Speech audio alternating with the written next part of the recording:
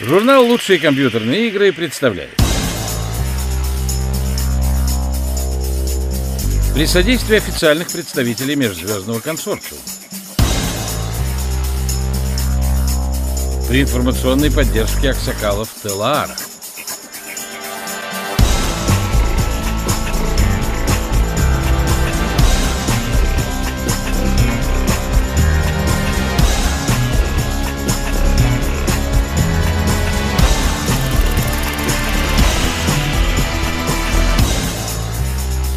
Награнд.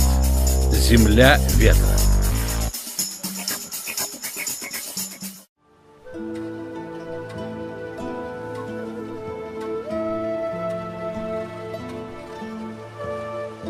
Сиреневое небо и розовые облака под бледными звездами.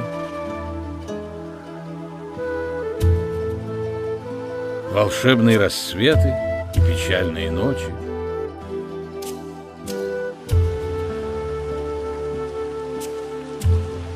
Это Награнд, земля ветра, последний осколок былых времен на погибшей планете Драйнор.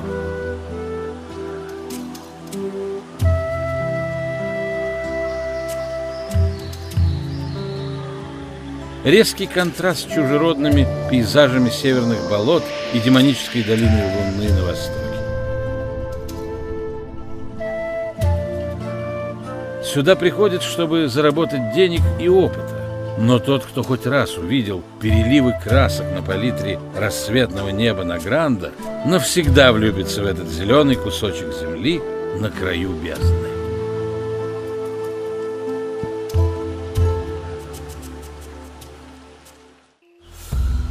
Это священное место для многих орков.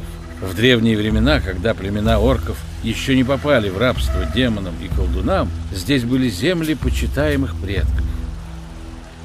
Говорят, именно из этих мест пошли шаманские обряды и традиции, не забытые орками и поныне. От тех эпох остался памятник — трон стихий на берегу озера Небесной Песни. Замшелые, бесформенные, но, несомненно, обработанные лапой орка камни выстроились в круг на этих островках. Земля здесь выложена странными фигурами из булыжника. Иероглиф или древний тотемический знак напоминает формой якорь. Два драйней-шамана и женщина-орк стоят в центре трона стихий, а вокруг них неспешно бродят 4 беспокойных духа.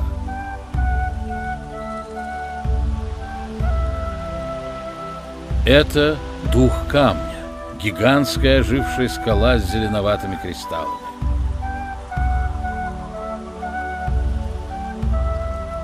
Это воплощенная ярость воздуха, грозный вихрь Каландрии. Скованная магией вода, сыплющей брызгами оборий. Посмотрите на его чудесные браслеты. В аквамариновых камнях словно отражаются океаны, которых уже никогда не будет на осколках Драйнора. А это стихийный дух огневик. Природа и ее 4 стихии, слитые воедино, источник силы древних шаманов. Подобно синим птицам над ними и над озером летают небесные птицы рух.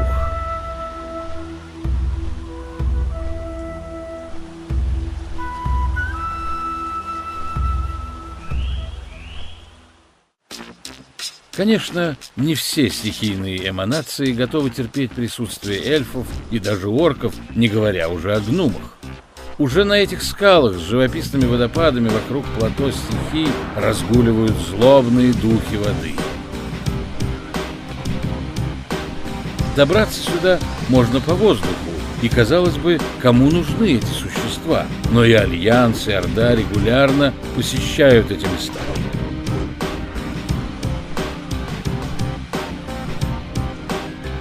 На духов идет охота. Из-за ценных пылинок их будут истреблять и днем, и ночью. В последнее время духов здесь стало заметно меньше. Надеюсь, полное истребление им не грозит. Судя по дымящейся земле и маленькому кладбищу Дрейнеев, здесь недавно произошла катастрофа. Впрочем, внешние земли этим не удивить. Все они одна сплошная катастрофа. То, что Награнд остался цветущим и зеленым после катастрофы, произошедшей 20 лет назад, настоящее чудо. Даже на обломках земли, парящих высоко в небе, растут деревья. В почве время от времени можно заметить останки ископаемых животных, а корни крупных деревьев не просто торчат наружу.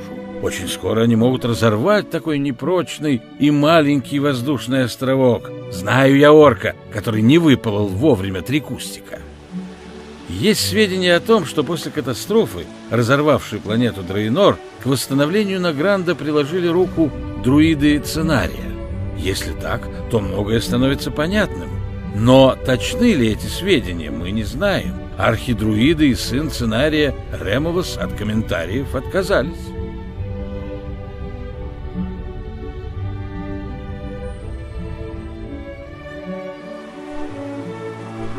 Иногда на летающих островах можно найти свидетельства о том, как развлекаются орки. Вот здесь, например, они состязались в метании секир. У того, кто бросил этот топор, с глазомером дела обстояли неважно.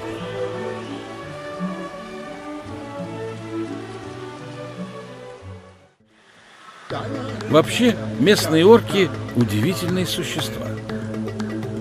Племя Магар, например, может похвастаться удивительным цветом кожи. Издали такого орка можно даже принять за загоревшего человека. Магар – одно из немногих племен, не попавших под власть демонов Пылающего легиона и ухитрившихся при этом уцелеть. На холмах в Междуречье они выстроили поселение Городар, названное по имени Горада Снежного Волка, отца Дуратана и дедушки нынешнего правителя Орды Трала. Городар с его глиняными постройками, красным орнаментом и круглым колизеем – очень красивое место. Жаль, что эльфов здесь очень не любят.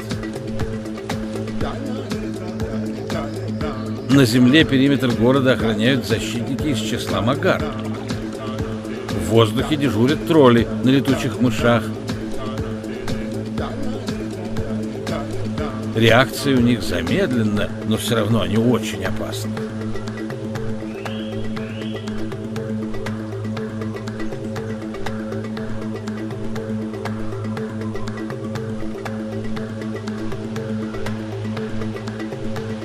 Все, что я могу себе позволить, это сесть на край воздушного острова и посмотреть на город издали.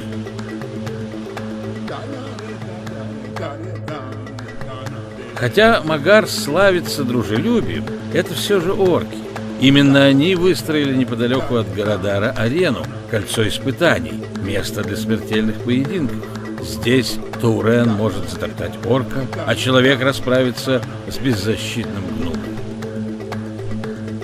Воинственных орков не изменить. Другое дело мы, Альянс. Нам нужен мир и желательно весь. На юге Награнда, на краю глубокого ущелья, дрейнеи расы сломленных выстроили Телаар. Посмотрите, как прекрасно архитектура дрейнеев вписывается в зеленый пейзаж Награнда.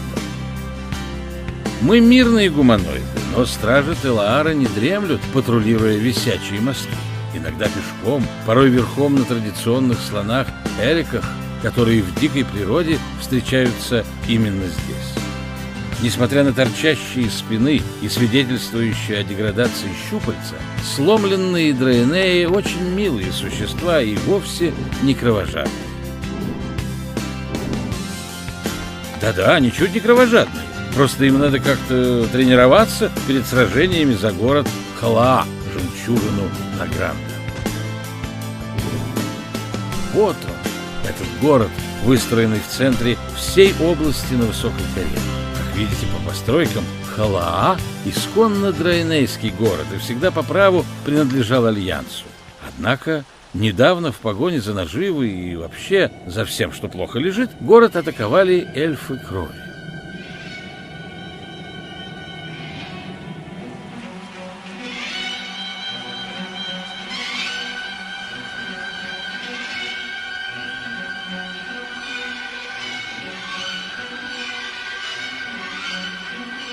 Мы бы защитили город, тем более, что он укреплен естественным путем. Посмотрите на эти мосты. Их было бы легко оборонять даже без этих ветряков. Но эльфы пошли на подлость. Они установили на внешних обрывах посты с мантикорами и начали бомбить город боеприпасами чудовищной мощи.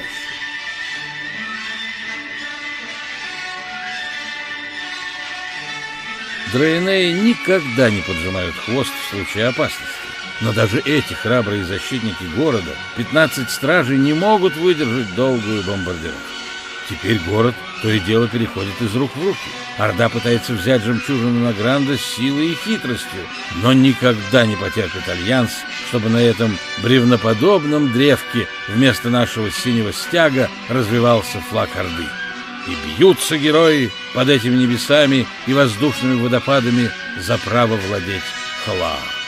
Побеждают обычно те, кого больше. Но вся эта возня вокруг спорной территории очень не нравится ученым, которые в обмен на ценные вещи принимают у населения алмазную пыль. Именно за этой пылью охотятся эльфы крови. Давайте же отправимся из города на юго-запад вслед за призраками орков. Эти потусторонние существа, древние предки нынешних Магар, один за другим идут через мосты Халаа по дороге к этому белому камню.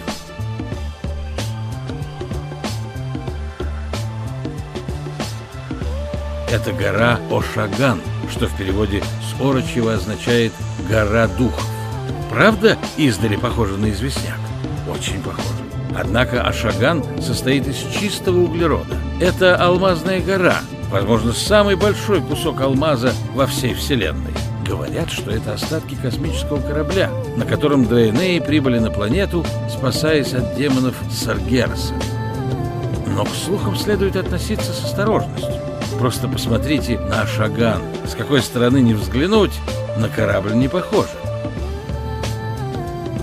Однако ясно, что этот алмаз здесь находится с незапамятных времен.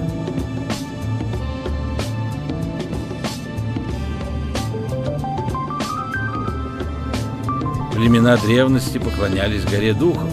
Отсюда эти таинственные многометровые знаки на земле. Их смысл неизвестен. Старания древних мастеров письма по земле вызывают уважение, но только не у этих эфирных существ. Да, они, как и эльфы крови, пришли сюда за алмазами. Кристалл таких размеров собрал не только духов из бездны, но и искателей сокровищ из самых дальних уголков космоса. Они называют себя Вирани. Это настоящие разбойники и мародеры, просто космические пираты. К счастью, не все эфириалы злодеи. Рядом на пригорке обосновались честные торговцы, представители космического консорциума. Как видите, эфириалы состоят из чистой энергии звезд. Их форма лишь в общих чертах обозначена одеждой и бинтами. Даже в контейнерах у них хранится энергия. Но против алмазов они не возражают, особенно против кристаллов, отобранных у злых Вирани. Ценная слоновая кость бивней эликов тоже привлекает консорциум. Интересно, на каких далеких планетах они ее продают? Об этом мы вряд ли узнаем. Представители фирмы и приходят, и уходят через свои круглые порталы. Для переноса чистой энергии не нужны громоздкие сооружения и магия Медива. Спускаться к алмазу лично торговцы не хотят.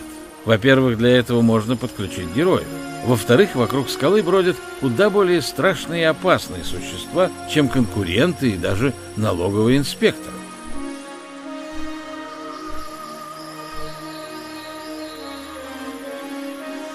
Огромный, голодный и злой Грон наматывает круги по полю, устилая его слюной.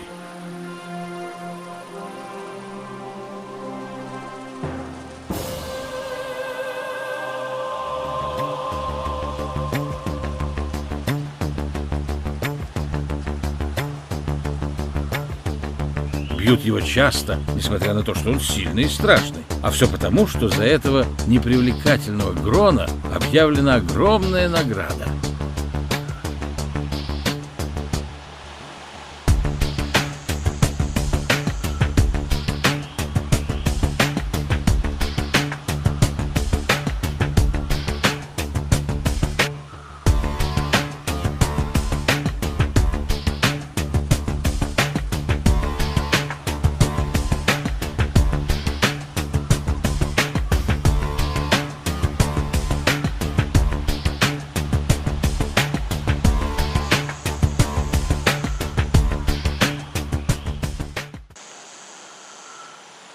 А что до этого белого Бантара, то за ним тоже идет охота, но уже не из Телаара, а с северо-востока Награнда, где обосновалась экспедиция знаменитого охотника и писателя Хеммета Нессингера.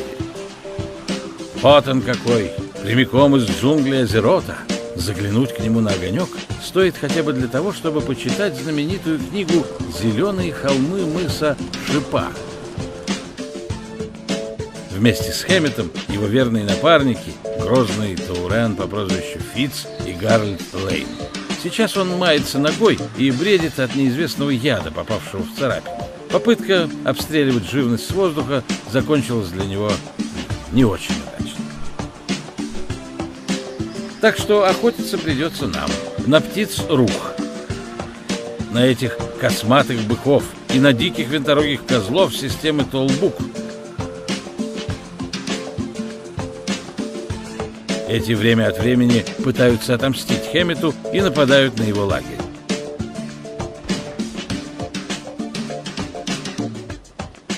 Вот так. Козлы — храбрые животные, но против Фитца одной только храбрости мало.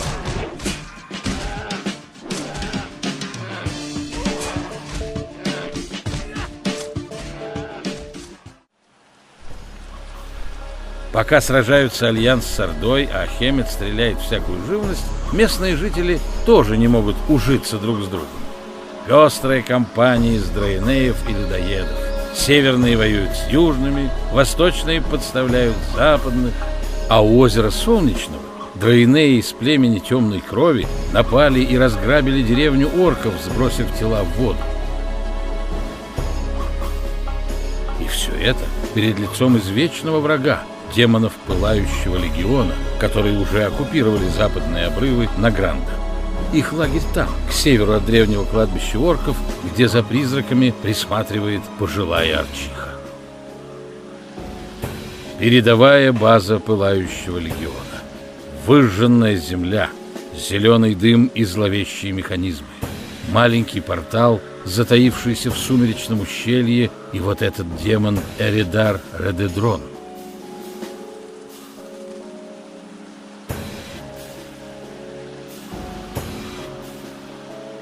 Если это не повод для беспокойства, то что же? И кто сейчас скажет, для какой цели служили эти древние изваяния, нынче висящие над пустотой Нижнего мира?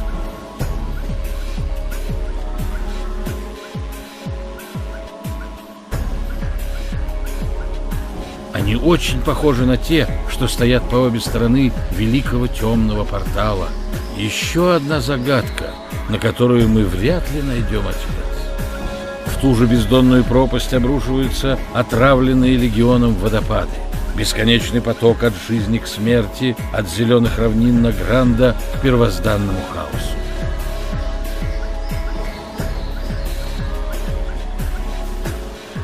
Этим зеленым полям и деревьям, этой волшебной луне на полнеба и этим озерам угрожает опасность. Но мы можем встать на защиту Награнда, и демонам ни за что не взять верх, пока есть мы, отважные воины Альянса и храбрые герои Орды. Спи спокойно, Награнд. Мы стоим на страже.